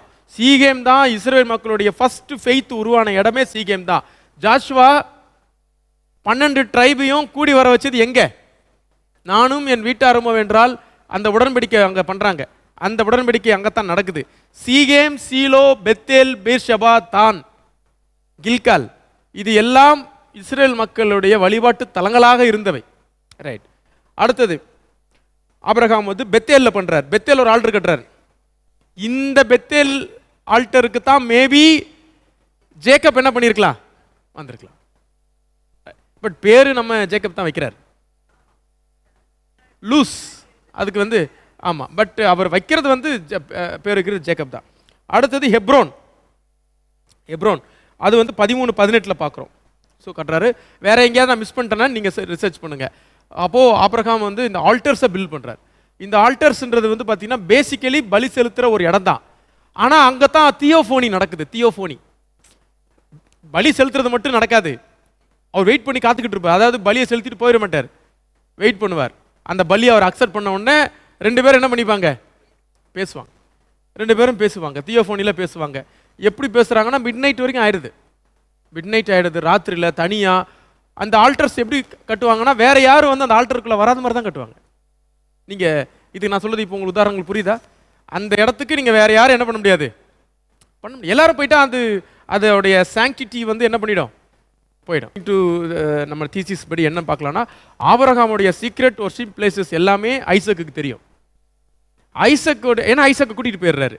ஐசக்குடைய எல்லா பிளேசஸுமே ஜேக்கப்புக்கும் ஈசுவுக்கும் தெரியும், ஏசாவுக்கும் யாக்கோபுக்கும் தெரியும். அது ஏசாவை ஒதுக்கி விட்டது வந்து பின்னாடி வேற பாலிடிக்ஸ் தான். அன்னைக்கு வந்து அவங்க 2 பேருமே பிள்ளைங்க தான். ஸோ 2 பேருமே வந்து இது எல்லாத்தையும், ஏன்னா இது வந்து எப்படின்னா ஃபேமிலி கிரேவ்னு சொல்கிற மாதிரி ஃபேமிலி ஆல்டர்னு, இந்த வார்த்தை கேள்விப்பட்டிருப்பீங்க நினைக்கிறேன். ஃபேமிலி ஆல்டர்னு சொல்லுவாங்க. என்னன்னா இது அந்த ஃபேமிலிக்கான ஆல்டர். இதை என்ன பண்ணுவாங்கன்னா ஒன்று மலை மேலே உச்சியில் எங்கேயாவது கட்டுவாங்க. அது பின்னால் ஒரு பெரிய கோயிலாக என்ன பண்ணிடும், மாறிடும். மலை மேலே டாப்பில் தான் வைப்பாங்க. இல்லைன்னா காட்டுக்குள்ளே வைப்பாங்க. காட்டுக்குள்ளே அடர்ந்த டென்ஸு ஃபாரஸ்ட்டுக்குள்ளே யாருமே ரீச் பண்ண முடியாத இடத்துல வச்சுருப்பாங்க. ஏன்னா அது தியோஃபோனின்னும் போது நானும் ஆண்டவரும் பேசிக்கிற ஒரு இடத்துல வந்து இன்னொருத்தரை நான் என்ன பண்ண மாட்டேன், அலோவ் பண்ண மாட்டேன். இன்னொருத்தரை அலோவ் பண்ணணும்னா அவரும் என்ன மாதிரி அண்டர்ஸ்டாண்டிங்கில் அவர் என்ன பண்ணணும், இருக்கணும். இல்லைனா அவரால் அந்த தியோஃபோனியை என்ன பண்ணிக்க முடியாது.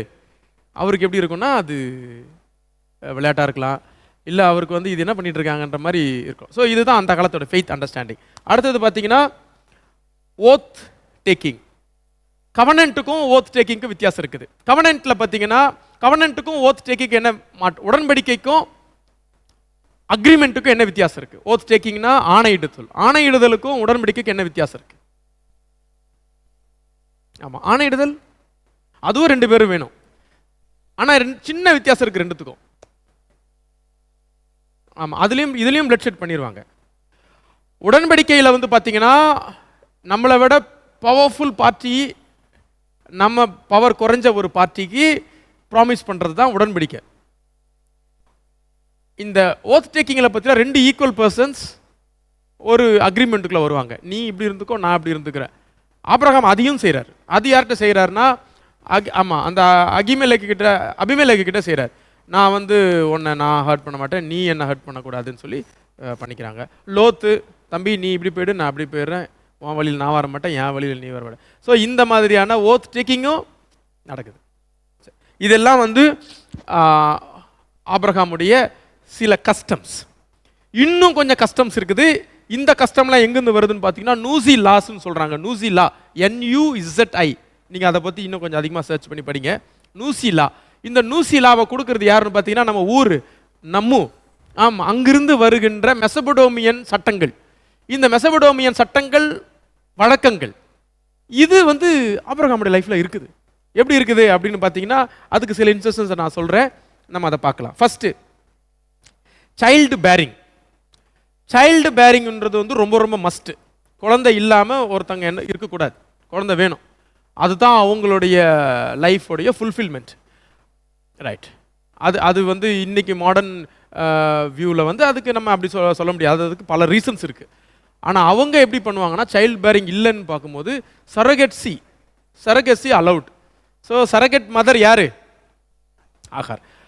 ஆனால் டெக்னிக்கலாக அதை சரகட்னு சொல்ல முடியாது. ஆகார் அவங்க குழந்தைய தான் அவங்க சுமக்கிறாங்க. ஆகார் தனக்கும் ஆபிரகாமுக்கும் பிறக்க போகிற குழந்தைய தான் சுமக்கிறாங்க. ஆனால் ஆக்சுவலாக அவங்களுக்கும் ஆபிரகாமுக்குமான குழந்தைய சுமக்கலை. டெக்னிக்கலி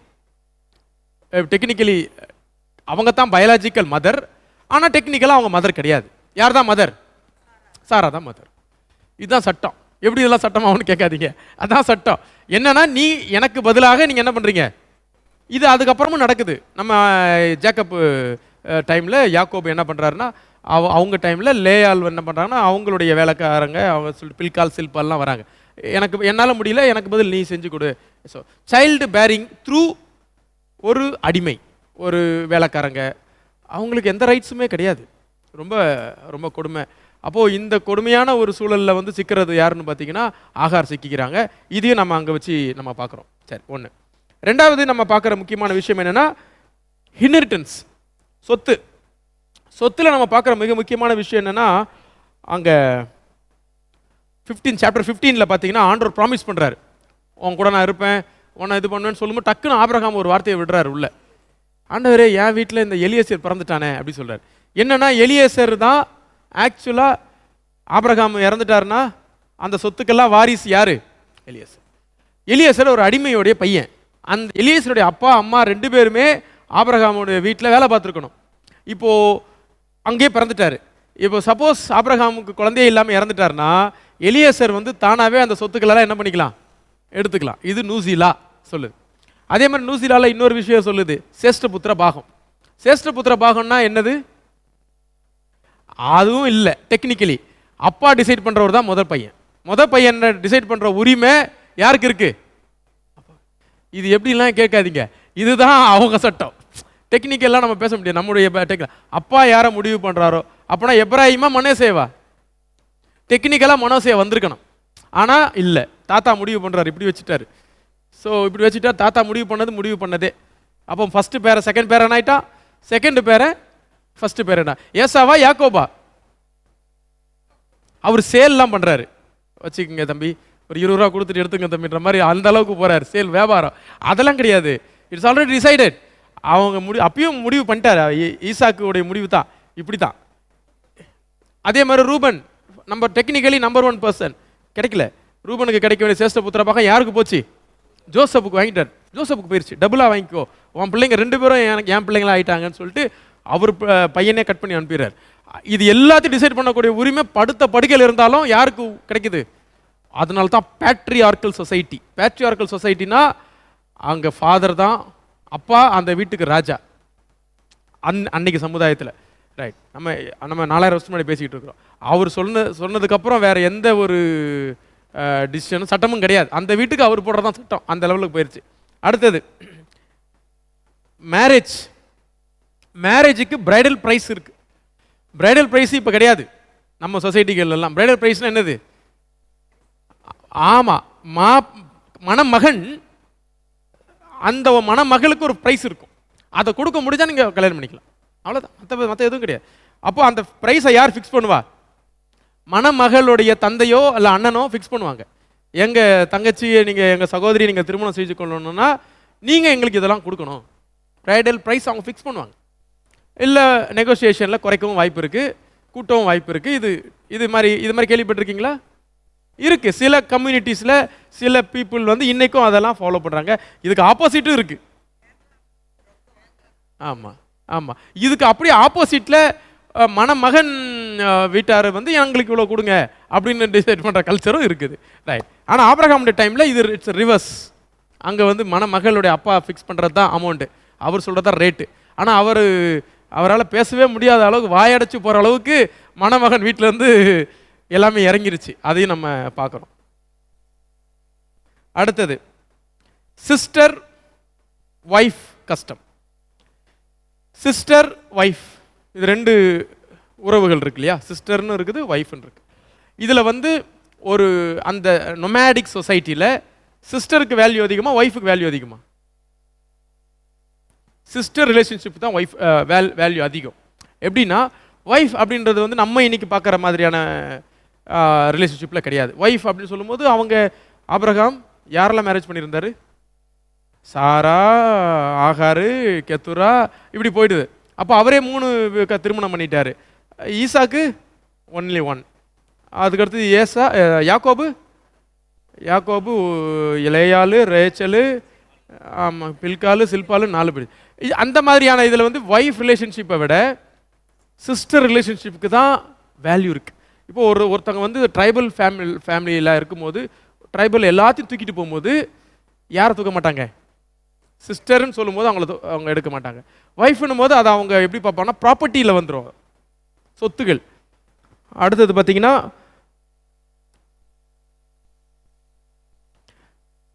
தேராஃபிம் அப்படின்னு ஒன்று இருக்கும். தேராஃபிம்னா என்ன தெரியுமா?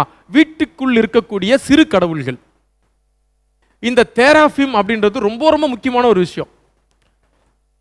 லாபான் வீட்டிலேருந்து கிளம்பும் போது அப்பா கிட்டேருந்து எல்லாத்தையுமே எடுத்தாச்சு. அவருக்கு அதெல்லாம் பிரச்சனையே இல்லை. லாபானுக்கு சமகம் என்னன்னா, என் சொரூபத்தை தேராஃபிமை ஏன் எடுத்தீங்க? தேராஃபிமை வீட்டை விட்டு போகக்கூடாது. என்னன்னா, நான் நம்புறேன் எனக்கு இதுதான் ப்ரொடெக்ஷனு, பிளஸ்ஸிங்கு, என் சொத்து எல்லாமே அதுதான். இது இவ்வளவு நாள் நான் இவ்வளோ ஜெயிச்சு வந்ததுக்கு லைஃப்பில் எனக்கு எதுதான் காரணம்? கடைசியில் நம்பிக்கைலாம் அதில் போய் நிற்குது. அதுதான் தெராஃபிம். இப்போவே நம்ம இப்படி இருக்கிறோம்னா 4000 வருஷத்துக்கு முன்னாடி அவங்க எப்படி சென்டிமெண்டல். அவர் சொல்ல, தயவு செஞ்சு நீங்கள் என்ன வேணால் எடுத்துன்னு போயிடுங்க, அந்த தெராஃபிமை மட்டும் என்ன பண்ணுங்க கொடுத்துரு. ஆனால் இவருக்கு பயங்கரமாக கோவம் வந்துருச்சு யாக்கோபுக்கு. ஏன்னா அவருக்கு தெராஃபிமை கொடுக்க மனசு இல்லை. அதுதான் உண்மை. அவர் அமைதியாகவே இருக்கார் லாபான் கிட்ட. லாபான் திட்டுறாரு, எல்லாம் மாமனார் எல்லாம் பண்ணுறாரு, அமைதியாக பொறுத்து பார்த்துட்டு தேராஃபிம் பற்றி ரொம்ப கூடாரமாக தேடி முடிச்சு இந்த அம்மா டெக்னிக்கலாக ஒழிச்சு வந்தானே. என்ன கண்டுபிடிச்சிங்க? இப்படி எதுக்கு என்ன ஒரு போலீஸ் மாதிரி நீங்கள் சர்ச் பண்ணீங்க? அப்படி இப்படின்னு திட்டினார். ஏன்னா அவருக்கும் ஒரு ஆசை, இந்த தெராஃபி நம்ம கூட இருக்கணும்ன்ட்டு. ஏன்னா லாபான் இவ்வளோ பெரிய பணக்காரனாக இருக்கிறார். அதாவது லாபான் வீட்டில் பாதி எடுத்துகிட்டு வந்ததுக்கே யாக்கோபுக்கு இவ்வளோ சொத்து, ரைட்? ஆனால் 35 அதிகாரம் அதை நம்ம அன்னைக்கு பார்ப்போம். பட் இன்றைக்கே சொல்லிட்டேன், 35 அதிகாரத்தில் தான் அந்த தேராஃபிமெல்லாம் பிடுங்குறாரு. கவனிச்சிங்களா? எல்லாம் கொண்டு வந்து கொடுத்துரு, வேண்டாம், இதுக்கு மேலே நம்ம ஆண்டவர்கிட்ட ஒப்பந்தம் பண்ணிப்போம், இந்த தேராஃபிம் நமக்கு வேண்டாம் சொல்லி தூக்கி எல்லாத்தையும் விசிறிட்டார். அது நீங்கள் பார்க்கலாம். ஸோ இந்த தேராஃபிம்ன்றது அவங்களுக்குள்ளே இருக்குது. இது எப்படி இருந்துச்சு பார்த்தீங்கன்னா, அவங்க அப்பா தேராகு மூன் வர்ஷிப்பர்ஸ் இல்லையா, அவங்களாம் அந்த நிலாவை வணங்கக்கூடியவர்கள். இவங்க எல்லாருக்குமே இந்த தேராஃபிமை கூடயே வச்சுக்கிற பழக்கம் இருக்குது. லாபான் யாரு?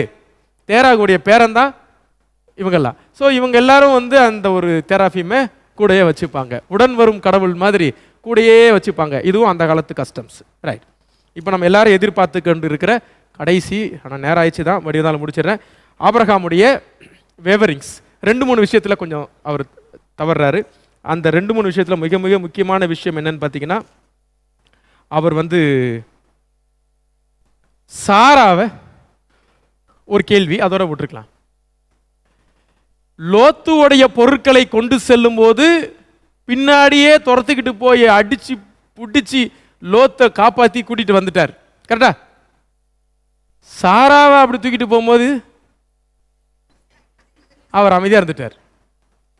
கேள்வி வச்சுக்கலாம், அடுத்த வாரம் டிஸ்கஸ் பண்ணுவோம், கரெக்டா? ரைட். 2வது பார்த்தீங்கன்னா, ஆகாரு சாரா சண்டை போட்டாங்க.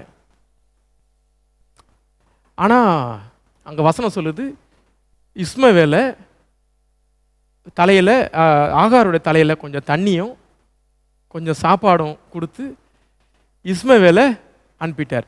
ஆக்சுவலாக கிராமர் பார்த்தோம்னா, கிராமர் எப்படி இருக்குதுன்னா, ஆகாருடைய தோளில் இஸ்மவேலை தூக்கி உட்கார வச்சுட்டாராம். அப்படி தான் இருக்குது கிராமர் படி. தூக்கி உட்கார வச்சுட்டு அனுப்பிச்சு விட்டார். எப்படி இதை வந்து ஒரு ஃபாதராக நம்மளால் அதை நம்மளால் அதை ஏற்றுக்கவே முடியாத ஒரு விஷயம்தான். போது டெசர்ட் லைஃப்பில் அந்த குழந்தைக்கான உயிர் வாழ்வதற்கான சாத்தியமே கிடையாது. அப்போது இருக்குது. ஆனால் அங்கே போயிட்டு அந்த அம்மாவும் அதை தான் பண்ணுறாங்க. பிள்ளை சாகிறத நான் பார்க்க மாட்டேன்னு சொல்லி தூக்கி போட்டுட்டு போய் உட்கார்றாங்க. ஸோ இப்படி ஒரு கடினமான ஒரு சூழலில் ஆபிரகாமால் எந்த ஒரு டிசிஷனுமே என்ன பண்ண முடியல, எடுக்க முடியல. சாரா அவங்க வேறு வழி இல்லை, அவங்க ஒரு சூழ்நிலை கைதி. அவங்கள பொறுத்த வரைக்கும் என் பையனுக்கு இன்னொரு போட்டி இருக்கக்கூடாது. அவங்கள பொறுத்த வரைக்கும் இஸ்மவேல்ன்றது அவங்களுக்கு சம்மந்தமே இல்லாத மாதிரி ஆயிடுச்சு இப்போ. பட் ஆபிரகாமுக்கு அப்படி சொல்ல முடியாது. ஆபிரகாமுக்கு இஸ்மவேல் சன். அப்போ எப்படி இது நம்மளால் என்ன பண்ண முடியல, ஜீரணிச்சிக்க முடியல. ஸோ இந்த 2 விஷயங்கள் கொஞ்சம் நமக்கு இடிக்குது. அடுத்தது அந்த எலியேசர் விஷயத்துலையும் டக்குன்னு அவர் என்ன பண்ணிட்டார் ஆண்டவர்கிட்ட, அப்போ நான் எலியேசரை வச்சுக்கிட்டுமான்னு கேட்குறாரு. இவ்வளோ ப்ராமிஸை சொல்லி முடிச்சிருக்கிறாரு, இவர் டக்குன்னு எங்கே போயிட்டாரு? அப்போனா நான் எலியேசருக்கு போயிட்டுமா சொல்லி எலியேசர் ஆப்ஷனுக்கு அவர் போகிறார். ஸோ இதெல்லாம் நம்ம பார்த்தோம். தூரம் முடிச்சிடலாமா? டைம் பயமாகி போச்சு. கொஸ்டின்ஸ் நிறையா இருக்கா? கேளுங்க.